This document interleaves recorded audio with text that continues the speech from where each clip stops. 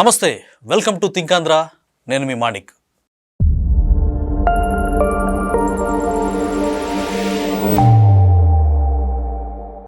గతంలో వైసీపీ ప్రభుత్వంలో ఐ&పిఆర్ సమాచార శాఖలో కమిషనర్గా పనిచేసిన విజయ్ కుమార్ రెడ్డికి ఏసీబీ నోటీసులు జారీ చేసింది. ఎందుకంటే నిబంధనలకు విరుద్ధంగా ఆయన సాక్షి మీడియాకి, అనుకూల మీడియాకు కూడా లాభాలు చేకూర్చేందుకు అనవసర ప్రకటనలు ఇచ్చి అక్కడ అవినీతికి పాల్పడ్డారు అనేటువంటి ఉద్దేశంతో ఏసీబీ నోటీసులు జారీ చేసింది.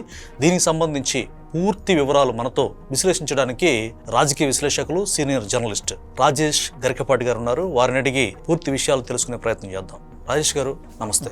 సో అసలు ఈయన ఎలాంటి అవినీతికి పాల్పడ్డారు, ఈయన గురించి మీరు ఎలా విశ్లేషిస్తారు? తుమ్మా విజయ్ కుమార్ రెడ్డి 2019 నుంచి 2024 వరకు వైఎస్ జగన్ హయాంలో ఆంధ్రప్రదేశ్ ప్రభుత్వానికి సమాచార పౌర సంబంధాల శాఖ కమిషనర్గా వ్యవహరించారండి. ఓకే. మంత్రులైనా 2.5 సంవత్సరాలకు మార్చాడు, కానీ ఈయన మాత్రం 5 ఏళ్ళు కంటిన్యూ చేశాడు. ఎందుకని అంటారు? ఈయనది తెలంగాణ ప్రాంతం, తెలంగాణకు చెందిన వ్యక్తి. ఉమ్మడి రాష్ట్రానికి వైఎస్ రాజశేఖర రెడ్డి ముఖ్యమంత్రిగా ఉన్న సమయంలోనే జగన్తో పరిచయం ఉంది. అందుకే ఒకటే సామాజిక వర్గం కావటం, ఇట్లాంటి అనేక కారణాలు ఉన్నాయి. ఇతను ఐఏఎస్, ఐపీఎస్, ఐఎఫ్ఎస్ లాగానే ఐఏఎస్ అధికారి. ఓకే. ఇండియన్ ఇన్ఫర్మేషన్ సర్వీస్ అంటే press bureau of information of India అని చెప్పేసి సెంట్రల్ గవర్నమెంట్ అధీనంలో ఉంటుందండి, పీబీఐ అంటారు. ఆ సమాచార శాఖలో ఆయన పనిచేస్తున్నారు. ఎక్కువగా ఢిల్లీలో పనిచేశారు. ఢిల్లీలో పనిచేస్తా ప్రెస్ బ్యూరో ఆఫ్ ఇన్వెస్టిగేషన్లో ఉన్నప్పుడు పీబీఐలో 2019లో వైఎస్ జగన్మోహన్ రెడ్డి ఎన్నికల ప్రచారం చేస్తున్నారు. ఎన్నికల ప్రచారం చేసే సమయంలో ఈ విజయ్ కుమార్ రెడ్డి వచ్చి కలిశారు. కలిసి వాళ్ళు మాట్లాడుకున్నారు, ఏమని, గవర్నమెంట్ మనమే అధికారంలోకి వస్తాము, వచ్చిన తర్వాత సమాచార పౌర సంబంధాల శాఖ కమిషనర్గా మీరుంటారు, ఏం చేయాలి ఏంటనేది అప్పుడే ఓ ప్లాన్ గీసుకున్నారు. ఏది ఎలక్షన్స్ జరగలేదు, కేవలం ఎన్నికల ప్రచారంలో ఉన్నప్పుడే. ఎలక్షన్స్ జరగకుండానే మనకు గవర్నమెంట్ వచ్చేస్తుంది, మనం అధికారంలోకి వస్తాము, ఎటువంటి బాధ్యత నువ్వు తీసుకోవాలి, ఏ విధంగా నువ్వు దోచిపెట్టాలి అనేది వాళ్ళు అప్పుడే రెడీ చేసుకున్నారంటే అంత కాన్ఫిడెంట్ ఎలా వచ్చిందంటారు వాళ్ళకి? అదే ఇప్పటికీ అది ఒక అంతుపట్టని రహస్యంగా మిగిలిపోయిందండి. అది చరిత్ర పుటల్లోనే ఉంటుందా, భవిష్యత్తులో ఎప్పుడైనా సరే మరి ప్రజలకు తెలుస్తుందా అనేది మనకి చూడాలి. అంతా అది దైవాధీనం లాంటిది జరిగింది. ఎన్నికలు అయిపోయినాయి, జగన్ సీఎం అయ్యాడు.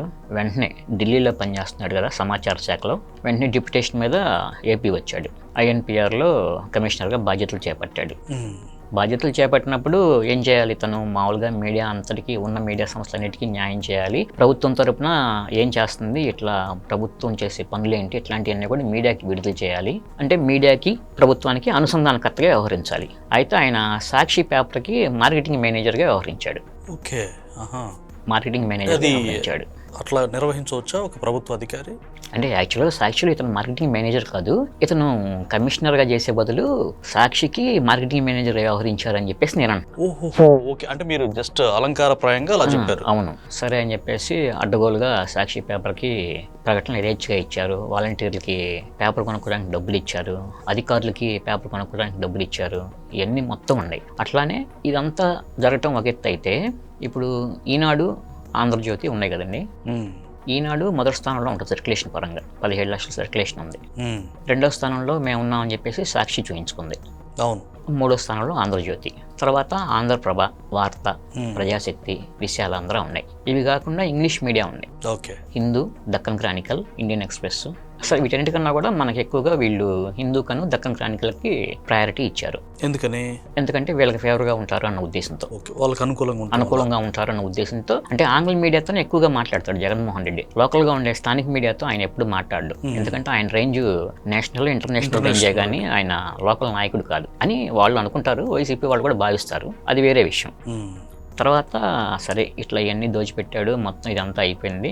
ఎంత దోచిపెట్టాడు ఏంటనేది అప్పుడు ఎవరికి తెలియదు. యథేచ్ఛగా ఎట్లా పడితే అట్లా సాక్షికి యాడ్స్ ఇస్తున్నారు అని చెప్పేసి తెలుసు. ఇది ఒక నిబంధనలు తుంగలో తొక్కి. అయితే సరే అయిపోయింది. ఎన్నికలు మళ్ళీ 2024లో కూటమి ప్రభుత్వం అధికారంలోకి వచ్చింది. వచ్చిన తర్వాత అసలు ఏం జరిగింది సమాచార శాఖలో ఏంటని చెప్పేసి విజిలెన్స్ అండ్ ఎన్ఫోర్స్మెంట్ కమిషన్ వేసిందండి. వేస్తే వాళ్ళు ఆగస్టులో దర్యాప్తు ప్రారంభించారు. ప్రారంభించి జనవరి 22న పూర్తి స్థాయిలో ఒక నివేదిక తీసుకొచ్చి ప్రభుత్వానికి అందజేశారు.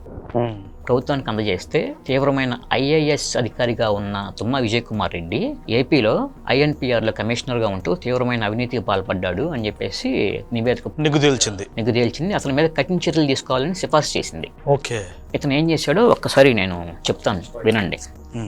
మొత్తం 5 సంవత్సరాల టైంలో వైఎస్ఆర్ గవర్నమెంట్ 859 కోట్ల రూపాయలు ఖర్చు పెట్టిందండి యాడ్స్ మీద. 850 కోట్ల రూపాయలు. 859 కోట్లు. 859 కోట్లలో సాక్షికి 574 కోట్లు ఇచ్చారు. ఈనాటికి 243 కోట్లు. చాలా తక్కువ. అసలు అంత పెద్ద సర్క్యులేషన్ ఈనాడు పేపర్కి సాక్షితో పోలిస్తే దాదాపుగా చాలా. ఇప్పుడు ఒక ప్రకటన వేయాలి అంటే ఇంత రేట్ అని చెప్పేసి ఉంటుందండి. ఓకే. మీరు ఈనాడుకి వాళ్ళు ఇచ్చేటప్పుడు రేటు తగ్గించుకుని అడిగారు, కానీ వాళ్ళు ఉన్న నామ్స్ ప్రకారం మేము ఫాలో అవుతామని చెప్పేసి చెప్పారు. ఆ రేట్ ప్రకారమే వాళ్ళు యాడ్స్ ఇచ్చారు. అయితే సాక్షికి ఇచ్చేటప్పుడు ఏమైందంటే యాడ్ ఇప్పుడు 60% ఎక్కువ పెంచారు. ఎందుకని? మంద కదా సాక్షి, అందుకని ఉన్నదాని మీద 60% ఎక్కువ పెంచి యాడ్ ఇచ్చారు. అంటే ఎగ్జాంపుల్కి ఈనాడులో 100 రూపాయలకి యాడ్ పడింది అనుకోండి, సాక్షిలో 160 రూపాయలు పడింది. 160 రూపాయలు పడేలాగా వీళ్ళు చేసి ఇచ్చారు. వాళ్ళంతటా వాళ్ళే పెంచారు. అట్లా చేశారు. తర్వాత దక్కన్ క్రానికల్, హిందూ అండి, ఈ 2 పేపర్లు కలిపి 100 కోట్ల రూపాయలు యాడ్స్ ఇచ్చారు. అంటే మన తెలుగు రాష్ట్రం ఇంగ్లీష్ పేపర్ మనకి చాలా తక్కువ. ఎందుకంటే ఇంగ్లీష్ నేర్చుకునే వాళ్ళు పిల్లలు చదువుకోవడానికి ఆ స్టేజ్లో ఉన్నారు, లెర్నింగ్ స్టేజ్లో ఉన్నారు, కాంపిటేటివ్ ఎగ్జామ్స్ ప్రిపేర్ అయ్యేవాళ్ళు, కానీ కొంచెం ఏదైనా ఇంటర్నేషనల్ వార్తలు, నేషనల్ వార్తలు తెలుసుకోవాలని ఆసక్తి ఉన్న వాళ్ళు కొంచెం ఇంగ్లీష్ వార్తలు, ఇంగ్లీష్ పేపర్స్ అవి కొంచెం ఫాలో అవుతారు. వాళ్ళకి 100 కోట్లు యాడ్స్ ఇచ్చారు. ఆంధ్రజ్యోతికి 27 లక్షల రూపాయలు యాడ్స్ ఇచ్చారు. కేవలం 27 లక్షలే? 27 లక్షలు. ఇదే కాకుండా ఇంకా ఉందండి. నివేదిక ఇచ్చారు కదా జనవరి 22న పూర్తిగా. ఆ నివేదికలోని అంశాలే నేను చెప్తున్నానండి. తర్వాత వైఎస్ఆర్ కాంగ్రెస్ పార్టీలోను సాక్షి పేపర్లో పనిచేసే వాళ్ళందరూ, అంటే కంటెంట్ రైటర్స్, సోషల్ మీడియాలో పనిచేసేవాళ్ళు, ప్లస్ ఛానల్స్ అనలిస్టుల్లో పనిచేసేవాళ్ళు, వీళ్ళందరినీ తీసుకొచ్చేసి వాళ్ళని గవర్నమెంట్ ఉద్యోగాలుగా గవర్నమెంట్ ఎంప్లాయీస్గా చూయించి జీతాలు చెల్లించారు. అదొక తప్పు చేశారు. తర్వాత వైసీపీ సోషల్ మీడియా హెడ్గా ఉన్నాడు గుర్రంపాటి దేవేందర్ రెడ్డి అని చెప్పేసి, అతనికి డిజిటల్ కార్పొరేషన్లో జాబ్ ఇచ్చి 2,63,00,000 చెల్లించారు. Total amount 2,63,00,000. ఆయన మొత్తం ప్రజాసొమ్ము. ఆయన చేసిన ప్రజాసేవ మామూలుగా కాదు. వైఎస్ఆర్ కాంగ్రెస్ పార్టీ సోషల్ మీడియాలో అసభ్య పదజాలంతో పోస్టింగ్స్ వేయటం, టీడీపీ మీద, చంద్రబాబు మీద, పవన్ కళ్యాణ్ మీద, లోకేష్ మీద, ఇట్లా. దేవేందర్ రెడ్డి అంటే వైఎస్ఆర్ కాంగ్రెస్ పార్టీ దృష్టిలో ప్రజాసేవ అంటే అది. నిజంగా ప్రజలు కూడా గమనించాలి. ఇలాంటి వికృత చేష్టలకు పాల్పడ్డ వ్యక్తులకి అదే ప్రజల సొమ్ము పన్నులుగా కట్టిన సొమ్ముని దారదత్తంగా ఓట్లు తిట్టినందుకు ఇవ్వడం అనేది ప్రజలు కూడా ఇవన్నీ ప్రజలు తెలుసుకోవాలి. చూడండి, ఆంధ్రప్రభకి 17 కోట్లు యాడ్లు ఇచ్చారు. 17 కోట్లు. ప్రజాశక్తి 15 కోట్లు. ప్రజాశక్తి అంటే సాక్షి 2 అండి. అంతేనా? ఈ మధ్య బాగా ఎలిగేషన్ వస్తుంది దాని మీద. సిపిఎంకి అనుబంధంగా కొనసాగుతుంది ప్రజాశక్తి. సిపిఐకి అనుబంధంగా కొనసాగేది విశాలాంధ్రకి 2 కోట్లు ఇచ్చారు యాడ్స్. ప్రజాశక్తికి 14 కోట్లు ఇవ్వడానికి కారణం ఏంటంటే వాళ్ళు వైఎస్ఆర్ కాంగ్రెస్ పార్టీతో పాటు తెలుగుదేశం పార్టీకి వ్యతిరేకంగా కార్యక్రమాల్లో పాల్గొన్నారు, ఆ పార్టీకి సపోర్ట్ చేశారు. అందుకని కృతజ్ఞత, అంటే మనోడే ప్రజల సొమ్ము కృతజ్ఞత రూపంలో తెలియజేసుకున్నారు. ఒక రకంగా సాక్షి తోకపత్రి అనుకోవచ్చు. వార్తకి 15 కోట్లు ఇచ్చారండి. అసలు సర్క్యులేషన్ అంటూ లేదు. వార్త అసలు మామూలు కనపడుతుందా లేదా అనేది కూడా లేదండి. కనపడేది కూడా చాలా తక్కువ. ఇప్పుడు ఒక డౌట్ వస్తుంది, వార్త కనపడతలేదు కానీ 15 కోట్లు ఇచ్చినట్లు చూయించారు అంటే ఈ పేరుతో ఏదో నామకే వస్తే ఏదన్నా 100 పేపర్లు వేసేసి ఈ డబ్బులన్నీ వైఎస్ఆర్ కాంగ్రెస్ పార్టీలోనే ఎవరో నొక్కేశారా అని చెప్పేసి ఒక అనుమానం వస్తుంది ఇప్పుడు దీన్ని బట్టి చూస్తే. ఇట్లా కూడా ఖచ్చితంగా జరిగి ఉండొచ్చు. అది నా వ్యక్తిగత అభిప్రాయం. ఖచ్చితంగా జరిగే ఉంటుంది. ఇప్పుడు విజిలెన్స్ అండ్ ఎన్ఫోర్స్మెంట్ ఎంక్వైరీ ఉంది కదా, ఎంక్వైరీలు ఇవన్నీ కూడా ఇంకా వస్తాయి బయటికి. చాలా విషయాలు బయటకు వస్తాయి. పూర్తి స్థాయి నివేదికని ప్రజల ముందు పెట్టినప్పుడు మనకి మొత్తం అన్నీ అర్థమవుతాయి. ప్రస్తుతం ఆయన కలకత్తాలో పనిచేస్తున్నారండి విజయ్ కుమార్ రెడ్డి. ఇట్లా అవినీతికి పాల్పడ్డారని చెప్పేసి వాళ్ళు మొత్తం తేల్చేసి ఈయన ఎప్పుడైతే గవర్నమెంట్ మారిందో అప్పుడే వెంటనే జంప్ కలకత్తాగా డిప్యుటేషన్ మీద వచ్చినప్పుడు స్టేట్ గవర్నమెంట్ పర్మిషన్ తీసుకుని అక్కడికి వెళ్ళి మళ్ళీ మాతృశాఖలో జాయిన్ అవ్వాలి. అట్లా వితౌట్ పర్మిషన్. అంటే మనం చేసిన అక్రమాల అరాచకాలన్నీ బయటపడతాయి, మనం తప్పు చేసామని తెలుసు, అందుకని చెప్పేసి జంప్. దొంగకి భయం ఎక్కువ అంటారుగా. వెళ్ళిపోయి కలకత్తాలో మామూలుగా జాబ్ చేస్తుంటే ఏసీబీ నోటీసులు అందజేసింది హైదరాబాద్ ఇంటికి వెళ్ళి. తర్వాత మెయిల్ ద్వారా పంపించింది. నెక్స్ట్ వీక్ మీరు హాజరవ్వాలని చెప్పేసి కరాఖండిగా చెప్పింది. వచ్చిన తర్వాత ఆయన్ని మొత్తం అసలు ఏంటని చెప్పేసి అడిగితే అప్పుడు ఇంకా పూర్తి వివరాలు బయటకు వస్తాయండి. ఎందుకంటే ఇప్పుడే లిక్కర్ స్కామ్లో విజయసాయి రెడ్డికి కూడా నోటీసులు ఇచ్చారు. ఆయన కూడా రేపు ఏమో హాజరవుతారు. ఎందుకంటే మొన్న కాకినాడ పోర్టుకు సంబంధించి హాజరయ్యారు కదా. అట్లానే వన్ బై వన్ వీళ్ళందరూ కూడా ఏసీబీ ముందు, సిఐడి ముందు హాజరయ్యి ఆ గవర్నమెంట్లో ఏం జరిగినాయి ఏంటి అనేది అన్ని వివరంగా చెప్పబోతున్నారు. యాక్చువల్గా ఇవన్నీ కూటమి ప్రభుత్వం వచ్చిన తర్వాత కూడా కావాలని చేసింది కూడా ఏం లేదండి. ఎందుకంటే వాళ్ళే అడ్డగోలుగా పనులన్నీ చేసి అడ్డగోలుగా దొరికిపోయారు. ఇప్పుడు అవన్నీ కరెక్ట్ కళ్ళెదురుగా అరాచకాలు అక్రమాలు కలపడుతున్నప్పుడు ఇప్పుడు చర్యలు తీసుకోక తప్పదు కదా. ఖచ్చితంగా తీసుకోవాలి. అది ప్రభుత్వ బాధ్యత, అది తీసుకోవడం అనేది. ఇప్పుడు తీసుకోకపోతే ప్రజలు ఏమంటారు, మీరు కూడా ఇట్లా చేశారు కదా, మీరు కూడా ఇంటికి వెళ్ళండి అంటారు. ఎందుకంటే వాళ్ళు ఎటువంటి అరాచకాలు అక్రమాలకు పాల్పడ్డారనే విషయాన్ని దృష్టిలో ఉంచుకునే కదా కూటమి ప్రభుత్వానికి భారీ మెజారిటీ ఇచ్చింది. కాబట్టి అయితే వీళ్ళేం వ్యక్తిగతంగా ఏం చేయట్లేదండి. కూటమి నాయకులు ఎవరు కూడా, టీడీపీ, జనసేన, బీజేపీ ఎవరు వ్యక్తిగతంగా ఏమీ తీసుకోవాలా. చట్ట ప్రకారం వాళ్ళు చేసిన అరాచకాలు అక్రమాలు ఉన్నాయి కదా, ఆ ప్రకారమే వెళ్తున్నాయి అన్ని. అంటే తప్పు వాంటెడ్గా కావాలని ఏం లేదు, వాంటెడ్గా అసలు లేదు. మొత్తం ఇవన్నీ యాజ్ యూజువల్గా చట్ట ప్రకారం నడుచుకుంటూ వెళ్ళిపోతున్నాయి. చట్టం తన పని చేస్తుందంటారు చూసారా, తన పని తాను చేసుకుంటూ పోతుందని. ఇది కూడా అట్లానే జరుగుతుంది. అవుట్ సోర్సింగ్ ఏజెన్సీలు ఉంటే వాళ్ళని రద్దు చేసి ఆ కమిషన్ కూడా మీకే ఇస్తారని చెప్పి అవుట్ సోర్స్ ఏజెన్సీల కింద పనిచేసే ఎంప్లాయీస్కి చెప్పాడు జగన్మోహన్ రెడ్డి. అయితే తర్వాత ఆప్కాస్ అని పెట్టాడు. వాళ్ళకి శాలరీస్ ఆ కమిషన్ ఇవ్వకపోగా వాళ్ళ జీతాలు కూడా తగ్గించారు. ఎందుకని? అదే వైఎస్ జగన్మోహన్ రెడ్డి అద్భుతమైన పరిపాలన. అంటే ఆయన నాకు తెలిసి వ్యాపారంలో దాదాపు దేశంలోనే నెంబర్ 1 అనుకుంటా. అంటే కమర్షియల్గా డబ్బులు పోగేయటంలో, అంటే ఆ రకంగా ఒక ప్రభుత్వంలో ఒక తండ్రి పాత్ర పోషించే ముఖ్యమంత్రి స్థానంలో ఉండి ఈ రకంగా ఇప్పుడు మీరు ఇందాక ఆ ఎవిడెన్స్ చదువుతా ఉంటే మైండ్ బ్లాక్ అయింది అనమాట నాకైతే.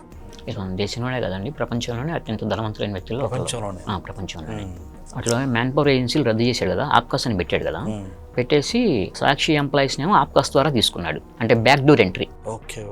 తర్వాత మళ్ళీ కార్తికేయ సెక్యూరిటీ సర్వీసెస్ అని చెప్పేసి ఒక ప్రైవేట్ ఏజెన్సీ, దాని ద్వారా కొంతమందిని తీసుకున్నారు. ఇప్పుడు అవుట్ సోర్సింగ్ ఏజెన్సీలు రేవు రద్దు అని అన్న మనిషి ఈ కార్తికేయ సెక్యూరిటీ ఏజెన్సీ ద్వారా ఎట్లా తీసుకుంటాడు? ఏంటి ఆ మతలబ్? అక్కడ ఆ మతలబ్ ఏంటి, వాళ్ళ ద్వారా ఎందుకు తీసుకోవాల్సి వచ్చింది అని ఇది ఒక మెయిన్ ప్రశ్న అండి. వీటన్నిటికీ కూడా రేపు విజయ్ కుమార్ రెడ్డి సమాధానం చెప్పాలి. ఒక రకంగా ఆయన ఉచ్చులు ఇరుక్కున్నట్టే కదా. ఒకటండి, గొర్రె ఎప్పుడు కూడా కషాయవాడిని నమ్మిద్ది.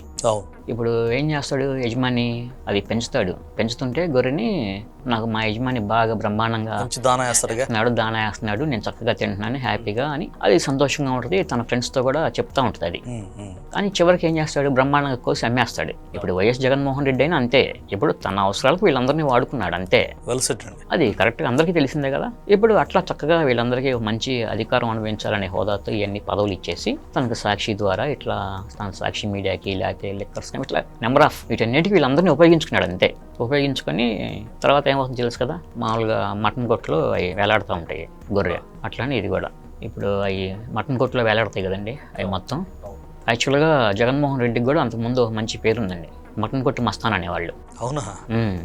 ఎందుకంటే అతను మటన్ షాపులను చేపల షాపులు ఓపెన్ చేశాడు. అంటే 5 సంవత్సరాల పరిపాలన కాలంలో అవే పెద్ద పరిశ్రమలు ఏపీకి వచ్చినవి.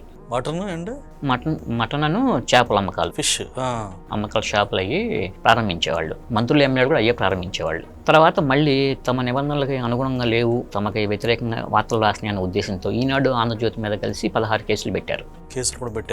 మీడియా మీద. మొత్తం వీటన్నిటికీ రేపు Tumma Vijay Kumar Reddy next week ACB ఆఫీస్కి వచ్చేసి వీటన్నిటికీ సమాధానం చెప్పాలండి. ఆ చెప్తే ఆ మొత్తం అదంతా అతను ఏం చెప్తాడు అందరికీ తెలిసిందేగా, జగన్ చెప్పాడు నేను చేశానని చెప్తాడు. అప్పుడు దాన్ని బట్టి ప్రభుత్వం ఏం చర్యలు తీసుకుంటుందో చూడాలండి. ధన్యవాదాలు రాజేష్ గారు.